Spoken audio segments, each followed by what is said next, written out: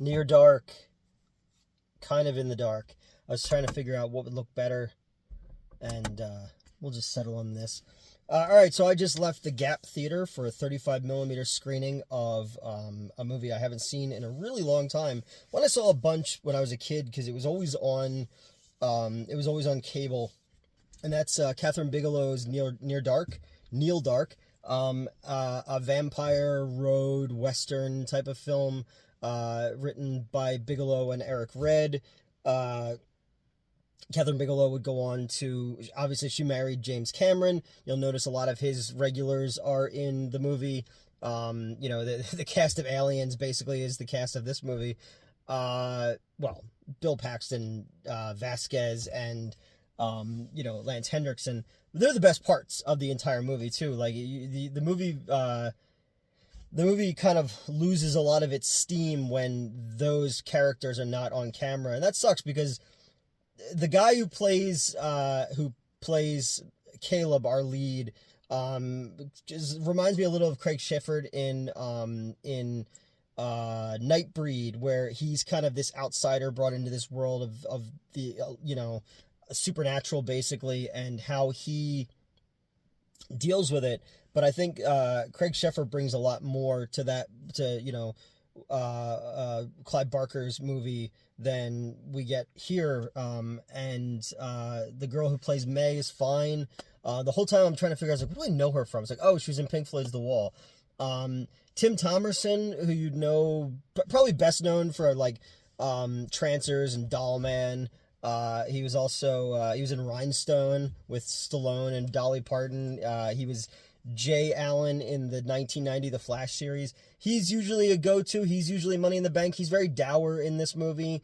It's very underwritten, and I think that's one of the things is they were going for this. It was Bigelow's first film, and I don't want to shit on this movie because I like this movie, but because I hadn't seen it in so long, there's two camps. You have Team Lost Boys and Team Near Dark.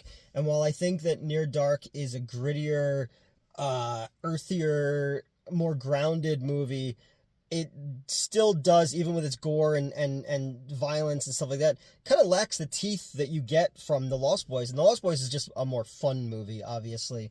You could tell with Bigelow being her first time directing a movie, that she was kind of trying to go very Michael Mann with it. Not just because Tangerine Dream did the score, but there was a lot of shots. I was like, oh, this is very much like James Caan movie, The Thief, or his movie, The Keep. There's a lot of that very Michael Mannish style shots to it. I like the idea of doing a Western that's a sundown Western, because most Westerns, high noon at the OK Corral. This one, you can't be out at high noon. So the contrast of light to dark in these kind of Western settings, I think, was kind of neat. It's about a guy from Oklahoma who, gets bitten by a girl, tale as old as time, and becomes a vampire. And he kind of falls in with her family, her clan, where he has to make his first kill if he's going to continue to go with them. And you've got another Lost Boys connection is the kid who plays Homer. His brother in real life was Michael in The Lost Boys, and their dad was the priest in The Exorcist. So there you go. I always think of the Homer kid from Teen Witch, the movie Teen Witch. Top that. But yeah, they're the best part of the movie. The family dynamic of this clan of vampires. That this is what even if they weren't vampires, because the feeding on blood isn't as much a part of it. Like, you never see any fangs in this movie.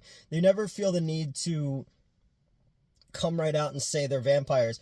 It's just kind of accepted by the time we find ourselves in the story. And I like that part of it. I like that we don't feel the need to bog everything down in lore. They say, like, how long have you been alive? And he's like, I fought for the South. We lost. So we have a civil war. He says, remember that fire we started in Chicago? So obviously, like, the Great Chicago Fire, which was started by a cow. So it's like, okay, we get just enough world building in the dialogue that we don't need to stop the story dead to explain who they are, what they are.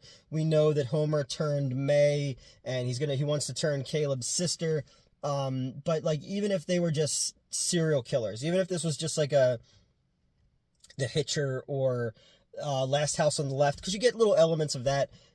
This just how these people survive, even if they weren't drinking blood. And I like that, the blood drinking really just comes from, from May and from and Caleb. There's a little bit with Bill Paxton's character. He's definitely the best part, because he's a fucking psychopath and he's great. I love using his spurs of his shoes to slash the guy's throat.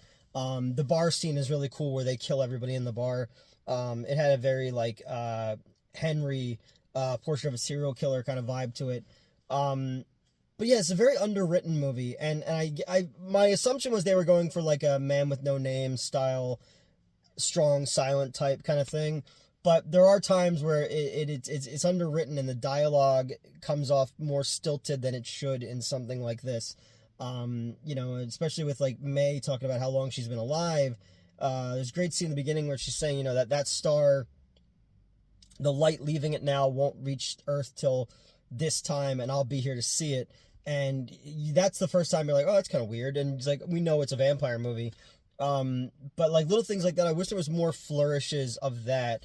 And it comes down to the screenplay just kind of being underwritten and kind of static at certain times. And that's why the other characters that are a bit more over the top stand out so much more in the movie. It's style over substance. And that's not a bad thing. I really enjoy the style. I love Bill Paxton, when he's all burned up after getting run over by the truck. Like, that's the thing that everybody knows from this one. But yeah, and then the relationship between Vasquez and Bishop, basically, is great. I love the way they look. I love the grizzled lines on their faces, and there's so much character just in their costumes and in the looks on their faces, that you get that they've been doing this a very long time. You get what they are, how hardened they are, and almost leathery from that you don't need the backstory exposition for. I like the little things like them getting pissed off at Homer saying like, it's like to be a grown man inside a kid's body, and he's like, you've told me a million times. They're basically playing Russian roulette at the table while playing cards, and they're this fucked up little family.